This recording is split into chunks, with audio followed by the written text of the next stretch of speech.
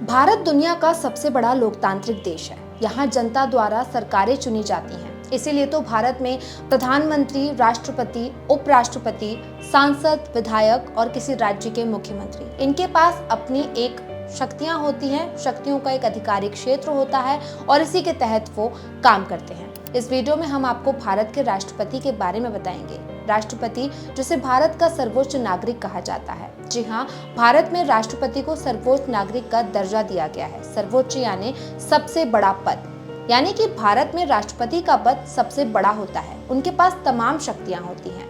जिस तरह से एक कप्तान पूरी टीम का नेतृत्व करता है, बिल्कुल इसी तरह से एक राष्ट्रपति पूरे देश का नेतृत्व करता है। देश के संविधान को बचाए रखना, न्यायिक प्रक्रिया अच्छी तरह से चले और देश में तमाम बड़े पदों पर चुनाव करना भी राष्ट्रपति की पावर के तहत आता है। अगर कभी देश में इमरजेंसी जैसे हालात पैदा हों तो इसके पीछे भी राष्ट्रपति की बेहद अहम भूमिका होती है। इस वीडियो में हम आपको राष्ट्रपति की शक्तियों के बारे में बताएंगे, जिन्हें जानना बेहद जरूरी है, क्योंकि बहुत सारे लोगों को प्रेसिडेंट ऑफ इंडिया की शक्तियों के बारे में, पावर के बारे में नहीं पता। जब भी सरकार की बात होती है तो सबसे पहले लोगों के दिमाग में देश के प्रधानमंत्री ही आते हैं, क्योंकि अक्सर जब देश में कुछ भी छोटा बड़ा होता है, सबसे बड़ा एग्जाम्पल है ऑपरेशन सिंदूर। जब भारत और पाकिस्तान का युद्ध हुआ, हमने केवल प्रधानमंत्री और उनकी शक्तियों के बारे में जाना, लेकिन देश के राष्ट्रपति के पास क्या कुछ शक्तियां होती हैं। अगर कभी किसी देश से युद्ध होता है, आपातकाल स्थितियां होती हैं, तो ऐसी स्थिति में देश के राष्ट्रपति क्या कुछ कर सकते हैं, वो सभी कुछ आपको जानना जरूरी है और इस वीडियो में हम आपको उनकी शक्तियों के बारे में विस्तार से बताएंगे।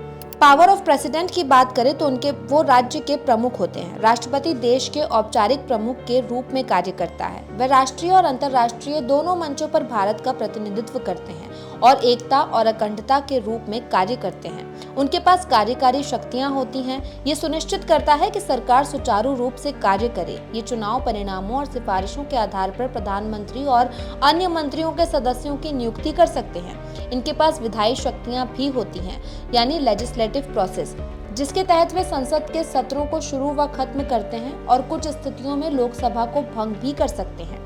इनके पास न्यायिक शक्तियां होती हैं, राजनयिक शक्तियां होती हैं, आपातकालीन शक्तियां होती हैं, प्रतिज्ञात्मक शक्तियां होती हैं, यहाँ तक कि सलाहकार की भूमिका भी राष्ट्रपति निभाते हैं। ये कई प्रकार से प्राप्त जानकारी के आधार पर सरकार को राष्ट्रीय महत्व यानी नेशनल इम्पोर्टेंस के मामलों पर सलाह देते हैं। वे मामलों के प्रशासन के संबंध में पीएमओ से जानकारी भी प्राप्त करते हैं और प्रदान करते हैं। राष्ट्रपति की कार्यकारी शक्तियों की बात करें तो प्रधानमंत्री की नियुक्ति एक आम चुनाव इलेक्शन के बाद या जब प्रधानमंत्री इस्तीफा दे देते हैं तो राष्ट्रपति लोकसभा में अधिकांश सीटों वाले राजनीतिक दल या गठबंधन वाली सरकार के नेता को प्रधानमंत्री नियुक्त कर सकते हैं। मंत्रियों की नियुक्ति करना, संसद को बुलाना और सत्रावसान करना, लोकसभा को भंग करना, अध्यादेश जारी करना, राज्यपालों की नियुक्ति करना, विविध शक्तियां, ये सभी राष्ट्रपति के तहत आती हैं। इनके पास कई अन्य महत्वपूर्ण शक्तियां भी होती हैं, जैसे कि सर्वोच्च न्यायालय, सुप्रीम कोर्ट्स और उच्च न्यायालय, हाई कोर्ट्स के न्यायाधीशों को नियुक्त करने, न्यायाधीशों को हटाने और पदक, सम्मान और पुरस्कार देने की शक्ति। राष्ट्रपति की विधायी शक्तियों की बात करें तो विधेयकों को स्वीकृत करना, विधेयकों की वापसी, सहमति रोकना, वीटो पावर, यानी इनके पास संसद द्वारा पारित विधेयक पर अपनी सहमति वापस लेने की शक्ति भी होती है। इसे पॉकेट वीटो के रूप में जाना जाता है और ये बिल को कानून बनने से प्रभावी रूप से रोक सकते हैं। भारत के राष्ट्रपति के पास न्यायिक शक्तियां भी होती हैं, यानी judicial power of the president.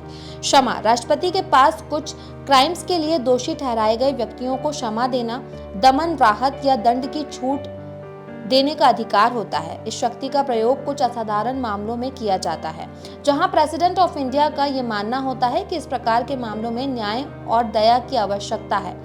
सजा को बदलना, सजा में कमी और राहत देना। राष्ट्रपति की आपातकालीन शक्तियां भी होती हैं, यानी प्रेसिडेंट्स इमरजेंसी पावर। भारत के राष्ट्रपति की आपातकालीन शक्तियां देश में आए संकट के समय दिए गए विशेष अधिकार के बारे में बताती हैं। आसान भाषा में कहें तो इन शक्तियों के इस्तेमाल से देश में शांति, स्थिरता व सुरक्षा बनाए रखने के लिए की जाती है। भारत में 3 प्रकार की आपात स्थितियां, राष्ट्रीय आपातकाल, राज्य आपातकाल और वित्तीय आपातकाल।